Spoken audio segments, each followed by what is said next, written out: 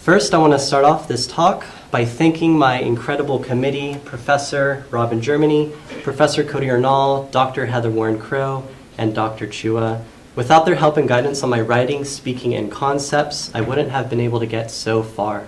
Also, a big thank you to my support systems, to the Texas Tech School of Art for giving financial opportunities to continue this research, to Joe Arredondo for guiding me on professionalism and just talking with me about art, for Aaron Hegert on his forward thinking in collaboration and environmental issues, and for the long list of people who have given their time and energy to speak with me about my work. Okay, we're gonna get dark.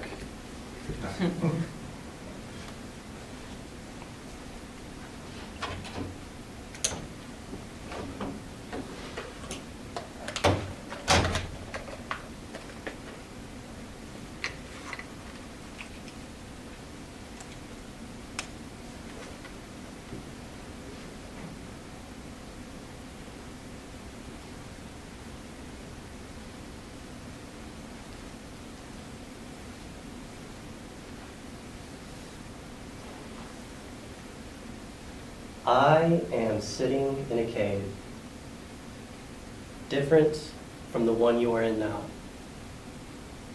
This cave is cold and damp, full of darkness, full of stillness. There is no light in this cave except the one atop my head. Without it, I cannot see. I am sitting in a cave, but before me, before the ancestor, there was only the bat, the rock, the darkness and the stillness, the slow moving earth, pushing and pulling. I am sitting in a cave, different from the one you are in now.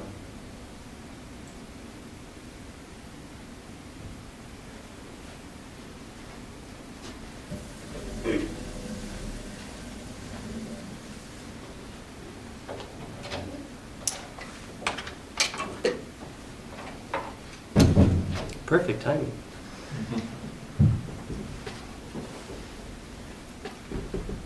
The first cave I had ever visited was just last year in March. It was cold in this cave, and as I entered, the sound around me dampened, the world darkened, and everything became so much smaller. I was filled with wonder, but this space was also confusing. My sense of orientation became skewed.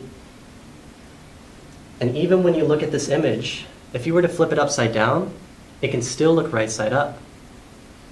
Within the bottom left, one can see my arm and hand projected as a shadow on the cave. I'm holding a flash used to light the scene in front of me. I had not noticed my own shadow until just recently when I looked back at this photograph. And when I did, it instantly reminded me of the hand stencils created by our early ancestors found in caves all over the world. Cosquer Cave, located in France, display hundreds of these hand stencils that date back to about 40,000 years ago. It's a long time. And the reason for these hand stencils differ. The history gets muddied through time. And whether they were used in rituals or used as art or as signs of communication, one thing is clear.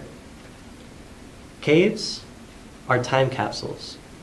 And remnants of our visitation can reverberate into the future. Much like photography, they give us so much information, yet so little of it at the same time. Just as knowledge is lost through time due to memory, iteration, and translation, so does the photograph lose information through its frame, and the shadow through its silhouette. And it is here I begin my journey, with my shadow. What is hidden within the shadow? And should these shadows be left alone? Within my work, I highlight that which we project onto the world within the confines of a cave. I struggle to comprehend the way that our presence and projections are intrusive, even violent, both below and across the surface of the earth.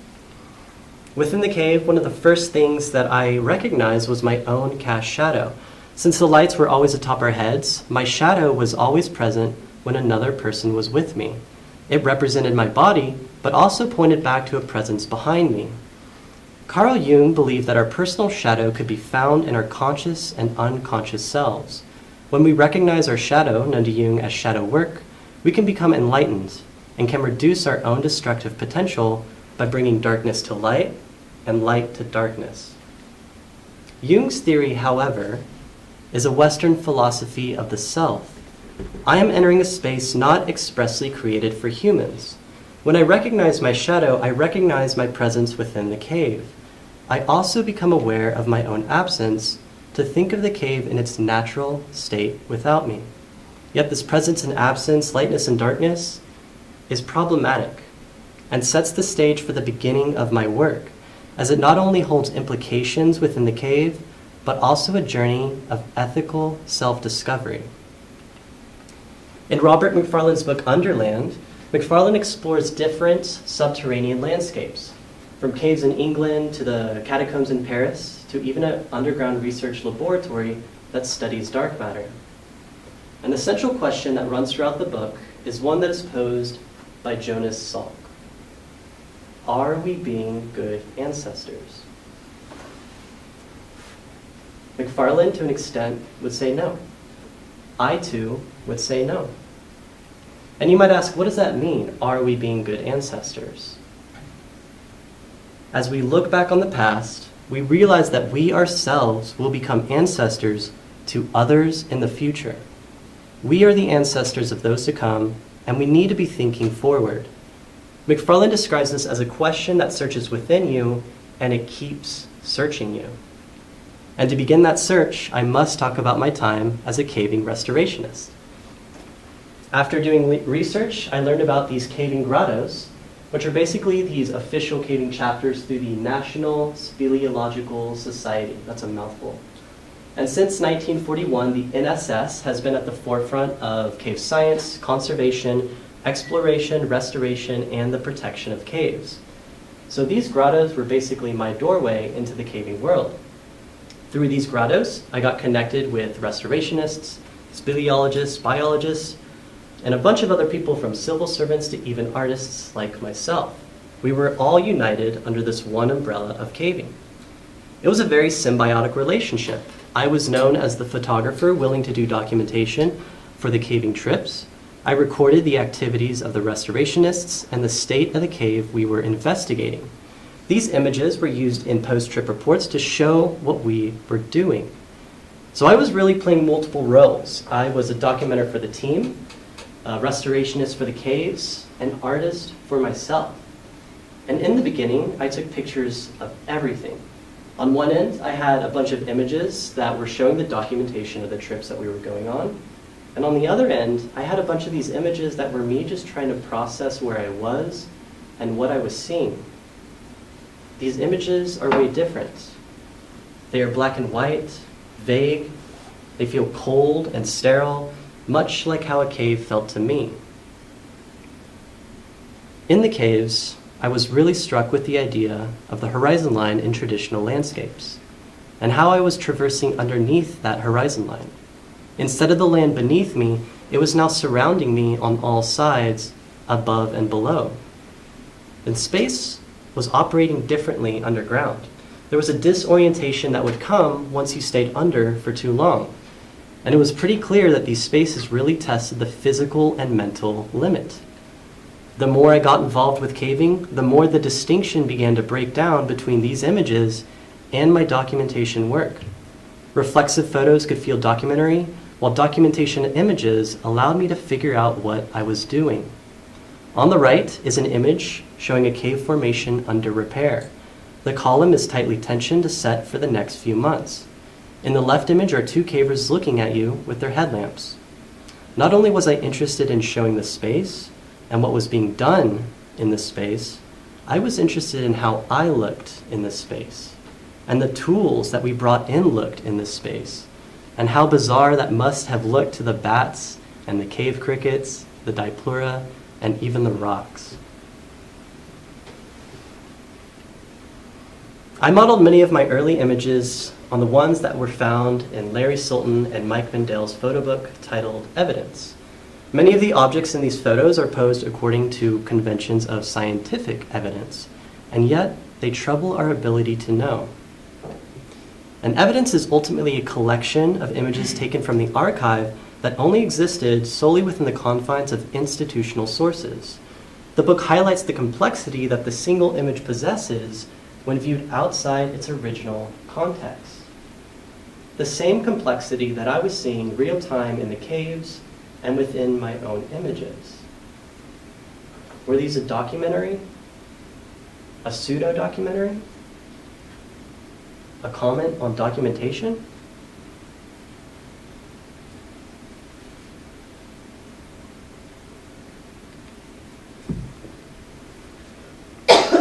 Back in the 1970s and 80s, past cave surveyors were reckless with their actions. They would explore without paying any heed to the fragile ecosystem that they were trespassing. They would destroy all in the name of exploration and expansion. This was a constant reminder to an all too familiar story taking place above ground, a story of exploration, expansion, colonization, and displacement. I started to question what we were actually doing in the underground. Why were we crawling thousands of feet to restore a location that only a handful of people will ever see? And further, was this restoration actually harming the cave, and were we transforming it into something else? In the end, both destruction and restoration privileges our human vision over non-human habitation. One of the last caving trips I went to was in Cottonwood Cave. This cave is not open to the public, where they only let restoration and science teams inside due to the heavy spread of white nose syndrome with the bat population there. And white nose syndrome is this fatal fungal disease that affects hibernating bats. It spreads through cavers who contract it by getting it on their gear, and they spread it in other caves that don't have it. And here's a collection of just some of the images that I took of some dead bats that were found along the designated trails in Cottonwood Cave. When you look at these, they mimic crime scenes. There is no telling how many more had died from what we could see. And these images, they really stuck with me. And they really started to change my outlook on our involvement in caves altogether. Within the caving world, there's definitely a sense of gatekeeping taking place, not just towards the general public to prevent visitors from damaging caves and killing off bat populations, but also internally in the caving community to limit the amount of human visitation altogether. Locations of caves are safeguarded, cryptic, sometimes involving step logs that literally count your steps from point A to B to C to eventually finding the entrance to a cave. Saving GPS markers are forbidden, and sharing it online is taboo. And I used to think that most gatekeeping was a bad thing, because that generally meant a position of power controlling access to something. But for the first time, I started to realize the importance to this gatekeeping. After all, these spaces, they're non-human. And yes, historically, humans have used the entrances of caves as shelters, but further within the cave, what's known as the dark zone, where no natural light reaches, human visitation was rare. And it's human ingenuity that allowed us to explore further and deeper. And it's within these spaces, the dark zone, I find myself at odds with my visitation. I am and will always be just a visitor, an outsider. The only way I can be within this space is with the light that sits atop my head. Without it, I cannot see. The next chapter within my work starts to critique our involvement and interference in these non-human spaces. I highlight the destruction we are causing to these environments. And one of the breakthroughs within my practice was to work sculpturally with the image. The process of combining, manipulating, and transforming material have become incredibly important as it mimics what I was doing to the caves on these restoration trips. And on a trip, the first step would be would be to match a broken formation to its base. There were many instances where a match could not be found, so we would use a stray rock tooth and match it to the upper formation regardless. Thus, we made an amalgamation of different rocks to look natural, whole, and beautiful. A process of combining, manipulating, and transforming. After a few months, the braces and supports would be removed, and hopefully hundreds of years, the formation would become active again, allowing new growth to hide the broken seams, covering the foreign adhesives and metal rods within. In the gallery space, I start to call attention to what we overlook, to point to scenarios that exist from obvious signs, but not often thought about. In Look Below Cables, I combine the infrastructure of the gallery with a printed image of the underground. On the left, black sand showing evidence where an object once stood. In this piece, I ask us to look and think below ourselves, to explore the breakdown of our built spaces and what lies just beneath our feet, where our built spaces continue to evolve and transcend downwards. In most tourist caves today, there are clear signs of infrastructure. Go into Carlsbad Caverns and you'll see some of the most beautiful theatrical lighting throughout. This has allowed many visitors to witness these spaces firsthand. And early on as a caver, there was a true sense of discovery that I would feel going from one room to the next, not knowing what I'll stumble upon. And so within the gallery, I start to control the light to engage that sense of discovery for my audience. Further spaces are revealed at the edges of installations, with only dim glows protruding out to call someone to investigate further. It's only through discovery that you can get a complete picture, but it is not that the work is completed when it has been discovered. Rather, there is simply a chance to be discovered, and that chance presents opportunity for the audience to navigate. For in that discovery, the viewer and I share a moment that doesn't give an answer, but simply points to our interference and control over nature, even in the small and quiet recesses. Ultimately, I am wrestling with the hierarchy of species. Humans have always been at the top, the apex predator. In Study Tower, I am looking at the kinds of objects and material that we study with or about the non-human world, and create a space akin to museum displays. Included in the tower are things like painted rocks and tools and a vial of Mount St. Helens ash. Even though the vial is the smallest, to me it is the most significant, because even though the 1980 eruption disrupted terrestrial ecosystems and was detrimental to human life and infrastructure, by contrast, aquatic life in the area greatly benefited from the amount of ash, allowing life to multiply rapidly. So what was destructive for the human, the non-human found restorative. This was a complete reversal of what we were doing in the caves. At the top of the tower sits a handmade camera. This handmade camera is working in reverse to project out a spotlight on a cave formation. Our projections of what we deem beautiful has caused what was once hidden, deep in darkness, to be shown in the light. In the reversal of the camera, I also reverse the image, a process from the traditional darkroom called solarization. In this process, the shadows and the darks of the image become bright highlights, and the original highlights become dark shadows. In this process, the image is almost being forced to go back to its original state of a negative where it began. But in the end, it becomes transformed into something else entirely.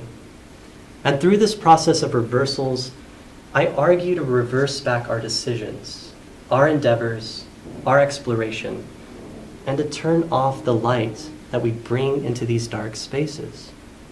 I want to bring us below to hear, feel, and think of an environment where darkness can rest.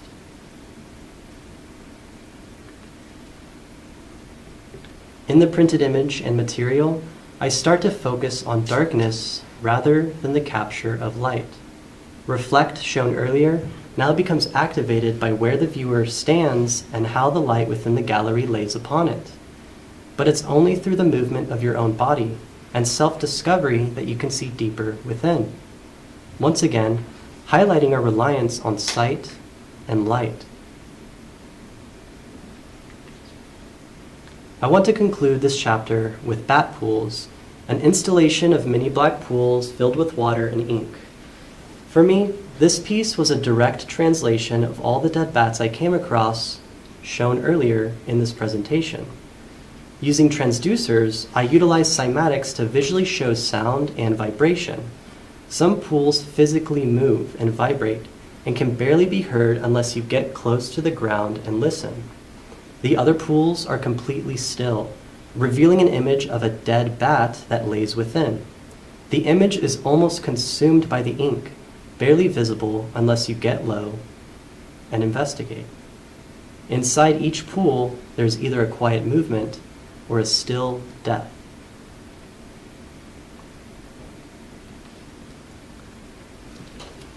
From restoration to destruction, I found within the cave, my art, and myself, a transformation taking place. I follow McFarlane and Salk, and instead of asking, are we being good ancestors, I start to ask my audience and myself, how can we be good ancestors? Cave Pool features a black shallow pool built from welded steel supported by 4 rocks.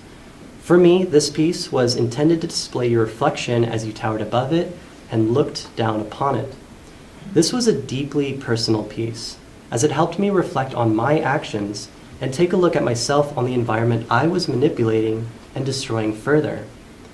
But over time, this pool transformed through oxidation, creating a layer of rust. I could no longer see my reflection, but a display of orange and red hues. I was captivated. I then placed printed photographs and light-sensitive darkroom paper inside. Destruction was now resulting in new life, and I was discovering destruction as a creative influence. During this transformation, I happened to be rereading Jane Bennett's book titled Vibrant Matter with my committee chair, Robin Germany.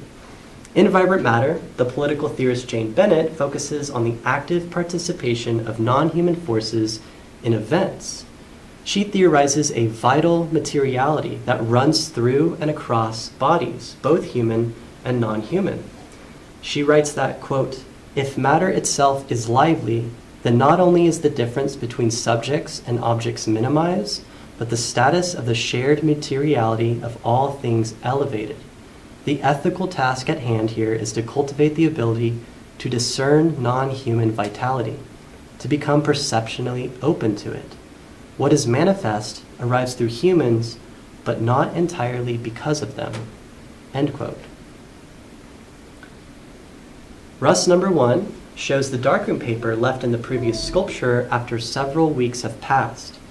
In complete darkness within my studio, during the after hours, layers of rust have built up on the surface. Over time, a manifestation of shared materiality, what Jane Bennett would call a vital materiality, creeps in and forms, embedding itself within and around the image plane. Through these transformations, I find that the cycle of Earth continues to move, with our involvement included. The idea of surrender and control and a collaboration with nature starting to take place. And collaborating with nature is something that I am not new to, as this is what I explored before coming to graduate school. Through a long and rich history of artists working with nature, I am reminded of a process that focuses on the sensitivities towards our Earth. Susan Durgis submerged large color photographic paper into the river at night. By flashing the underwater paper with a strobe to capture the shape of the branches, leaves, and swirls of water, this work gets closer to water than any camera lens ever could. Through the agency of rust, forms emerge out of darkness, and I accept the things in darkness that we can't control. I am no longer shining a light onto darkness, but rather allowing darkness to speak and resonate. I ask the viewer what you experience within these abstractions, what sits in darkness and is revealed through time.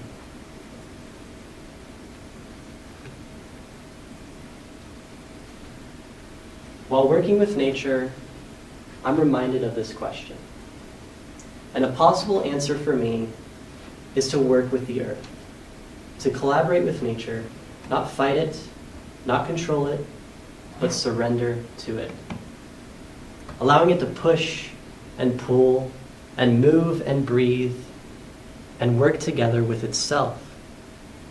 As Robin Wall Kimmerer has written, to be native to a place, we must learn to speak its language. Junichiro Tanizaki speaks the language of darkness and shadows.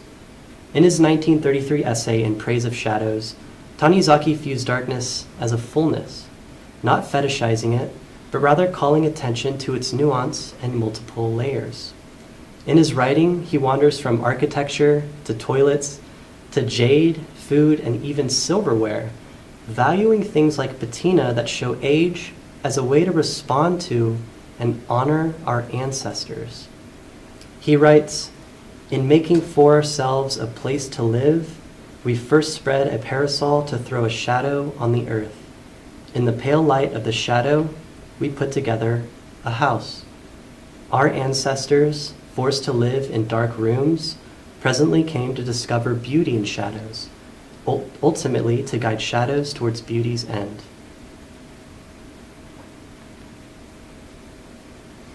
It is here I end this chapter of transformation where I began, with my shadow. Throughout this journey, it was my shadow that I first recognized, but the idea of a shadow and a hidden message within was embedded with my Western upbringing. It did not consider that the shadow itself holds the earth, or even how our ancestors lived with shadows. I was focusing on myself and what lay within, when I should have been focusing on my surroundings. Too much presence in the cave is a problem, yes, but too much absence is also a problem, as it romanticizes these spaces. What matters is it is the earth that is being shown, and this earth needs us to respond to its call, listen to it, and learn from it. After this transformation, I was interested in connecting back with the earth. I started to use my own body and sound through performance to interact with rock as material. Interface shows just that. It is a 20-minute sound performance of otherwise useless actions. At this stage, sound became important in my work as it was a way to think about the other senses rather than sight.